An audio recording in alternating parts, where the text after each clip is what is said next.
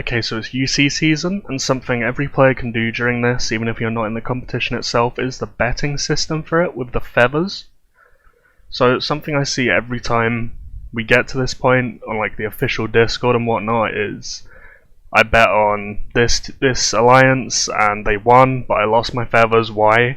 I think a lot of people just don't quite understand how the betting system works, so I'm just going to do a video on it and kind of explain how you can pretty much guarantee winning feathers every single round. It starts to get a bit harder as you get to the later rounds, but for these early rounds you can basically guarantee wins on your every bet. So the betting system here isn't a pick your winner, it is a spread betting system. So you see here the handicaps. In this match here, BDR has a 31,000 handicap over us. It's a bit lower than it realistically should be. But basically what that means is, even if they beat us by 80,000 points to 50,000, if you bet on BDR you will lose the bet, because they didn't clear their own handicap. They only won by 30,000 in that context. If you bet on a winner and they have a handicap number like that, they have to win but by more points than their handicap. And conversely, if you bet on, in that situation where we lose 50k to 80k, you would win the bet if you bet on us. Now in this match specifically, I've been fairly open about this, we won't try, we have no chance of winning that, we won't use personal speed ups whatsoever, so BDR will 100% clear that handicap. If you bet on BDR, that will be a guaranteed win for you, I think. But I guess that's somewhat of a unique situation where I just have insider knowledge. But I think everyone would know, no matter what happens, BDR would clear that handicap. I think consistently the best way to win these bets is quite often betting on the alliance which doesn't have the handicap, or is like fighting into the handicap basically. So here with MAD CTP for example and WTP, you can 100% guarantee wins in these matches on MAD and WTP, because often the handicap comes from the power more so than who is realistically the favourites. So past say like 800 million power, all power past that point is basically just troops. You can even go lower than that realistically, but you can get some slight buffs from researchers which just really inflate your power.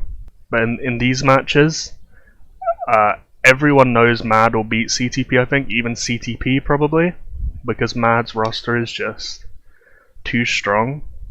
So the fact they don't have the handicap in them, like they could lose by 14,000 and betting on them would still win the bet.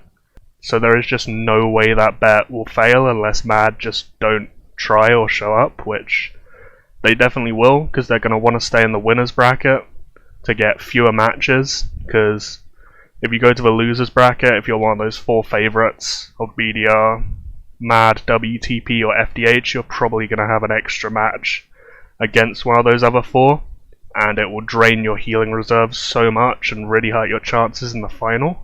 So I don't think we'll see any deliberate dropping to the losers bracket for more matches this season. And on that same note, WTP against M3O, if WTP only score like 35k points and M3O score 85,000, WTP, if you bet on them, will still win that bet, even in a huge loss. And I honestly just can't see them losing anyway. The time slot is a bit awkward for them, but they have so much wiggle room there just because of the handicap. So my general advice would be to bet against handicaps and look for like good opportunities for that, because in competitive matches at least, 55,000, those sorts of numbers, you just won't see them if it's like even remotely closely matched. There is just no chance of getting to those numbers unless it is an utter stomp to the point of like even denying your own hive points to them. Because if you enter with like 90 members, you'll probably have about 18,000 points, and if you're matching into another alliance with about the same, and you take all their castle points, that's like 36,000 points immediately. And then if you just even get like a few first captures and then hold the points on the bubbles, you can get to 40k with just that, and that's without even defending any locations, defending any rallies at all throughout the entire match. Like, we did that against M3O this season. We disbanded against every rally they sent us, but we still got 48k just from their castle points and first captures, basically. And if we matched into M3O in UC, we'd probably have a 65k handicap on M3O. So in this situation, we'd clear that by a mile because we only lost by 35k. You will also want to probably spread your risk. That is something you'll often want to do in betting. So rather than just going all in on do smaller bets across a few things you think are safe bets, just in case of like freak results. So say in this WTP M3O match, maybe, I don't know, the internet goes down in China and WTP lose a ton of their huge banners and M3O just come in and storm through them somehow. I mean, it's very, very unlikely, and maybe that specific example is a bit crazy, but just generally spreading your risk in case of things is a good idea. Like, maybe they deliberately throw the match to drop to losers bracket. I don't think anyone will, but it is possible. So putting all your eggs in one basket is a little bit risky.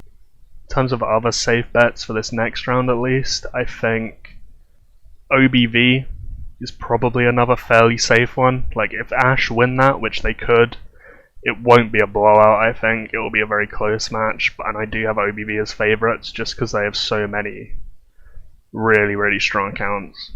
And they're consistently pulling over 90 members in events right now, which Ashe is not doing.